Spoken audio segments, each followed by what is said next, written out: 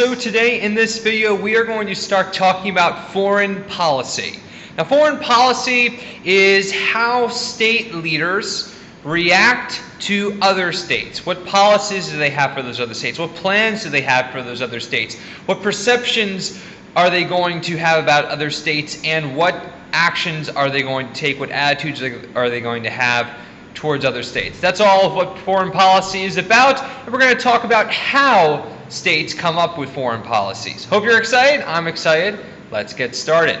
Now, if we are talking about foreign policy, the first thing we have to do is define what it is. And basically, a foreign policy is a government strategy that will guide that state's actions in the international arena. So, for instance, what would be Britain's government strategy against, let's say, Germany, or Russia, or Libya, or Thailand, or Korea? What is their policy towards those countries? Are they benevolent? Are they friends? Are they economic partners? Are they adversaries? Do they have completely different views? Do they try to take an aggressive stance or a passive stance towards other states? Now, you can also define foreign policy as the actions state leaders have decided to pursue in a given relationship or situation. So it's not just the strategies, but it's also the actions that state leaders are going to have. For instance, in the United States, for a long time, the United States foreign policy toward the country of China was that it didn't exist. It didn't recognize the communist state of China until Richard Nixon, the US president, took an action to actually visit China. So, foreign policy is not just the strategy, the written out, this is our view, this is our attitude toward this state, but also the actions taken toward that state. Now, there's a lot of different ways to make foreign policy. Now, one of those ways is comparative foreign policy. And comparative foreign policy is basically looking at the entire structure of a state and then developing a strategy on your attitudes and actions toward them based off that. So there are three approaches. You have to look at the size, wealth, and demographics of that state to determine what decisions you're going to make towards them. So for instance, if a state is very big, has a lot of wealth, and matches the demographics of your people, you're probably going to have a favorable attitude towards them and try to make them trade partners. However, if a state is small, is very poor, and is in a completely different continent with different views and norms and values, then you're probably not going to have much of a foreign policy toward them at all. Now, another way to approach it is looking at their populations, natural resources, and technology. If a state has natural resources that you need, your foreign policy may be to establish trading relations with that country and establishing free trade with that state. Another way to approach it is looking at the state's political culture and their history to make your foreign policy decisions. You have to look at this from multiple levels in comparative foreign policy. It's not necessarily just about the type of government they have. It's about their economics, their GDP, their political culture, their natural resources. All of that play a factor into foreign policy making in comparative foreign policy. Now, another way to make foreign policy is a rational model. A rational model it's almost like a computer program. You're looking at what your goals are, evaluating how important your priorities are, looking at the costs, looking at the benefits of each possible action toward a state, and then choosing one with the highest benefits and the lowest cost. Basically what that means is you're looking at the situation, let's say, in Syria that's going on right now. And so a state's going to look at that and says, okay, what are my goals as a state, personally? Now, how does this apply to the situation in Syria? Now, what are the costs for doing something? What are the costs for not doing anything? What are the benefits for doing something? The benefits for not doing anything? All right, I'm going to make a decision that gives me the highest benefits and the lowest costs. Sometimes that may be military intervention. Sometimes that may be diplomatic intervention. Sometimes that may be doing nothing. It depends on the state and what their goals and priorities are.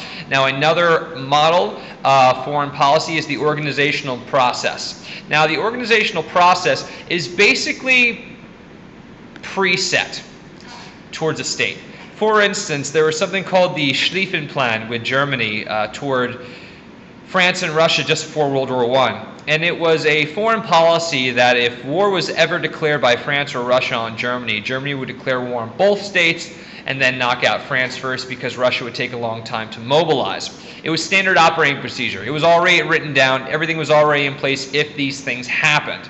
Now, the reason why organizational processes occur is because sometimes things happen very quickly and they're very severe. For instance, war or conflict, and so you have to act very quickly in response to that.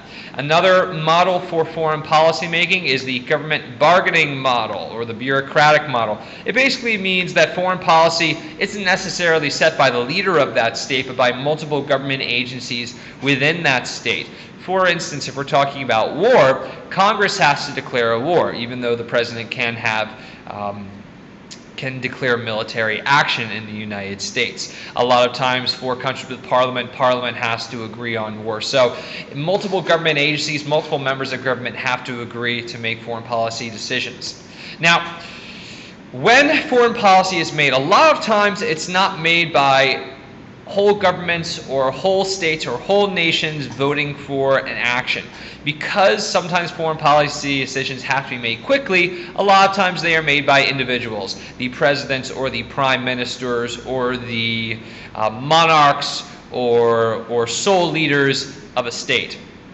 Now, there are two questions when it comes to individuals making these decisions. First off, are they able to make rational decisions that are for the interests of that state?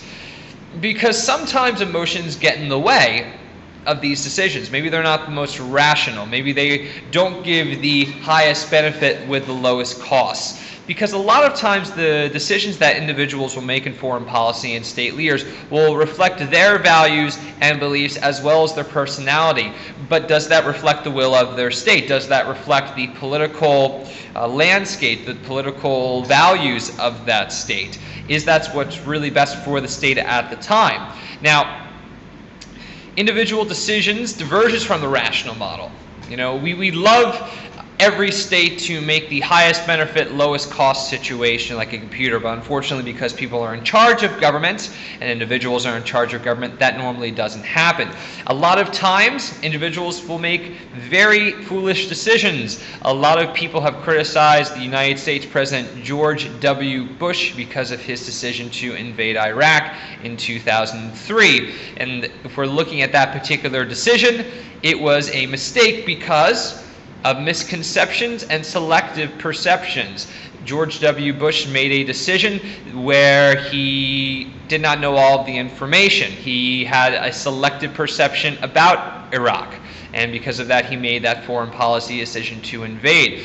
A lot of times individual decision makers will suffer from affective bias because they are feeling emotions. Because you are angry or you are sad or you are confused, you're going to make decisions that wouldn't be in the best interest of your state because you have an emotional response attached to that. Also, there's a lot of cognitive bias. Basically, foreign policy makers cannot make rational decisions because they can't even comprehend all the possible options for this. Unfortunately, individuals, even state leaders, are limited in the decisions they can make because they don't know all possible options or know all possible facts. So those are the problems when it comes to foreign policy, because individuals are in charge, because individuals only know a certain amount, or because we are human beings and we feel emotions, or because we are human beings and we have preconceived perceptions and biases. Sometimes the foreign policy decisions that are made in the world are not the wisest, and we're going to be talking about more of those decisions that may not have been the best choices in class. Well, I hope you learned something you did not know before about foreign policy. Thanks for watching.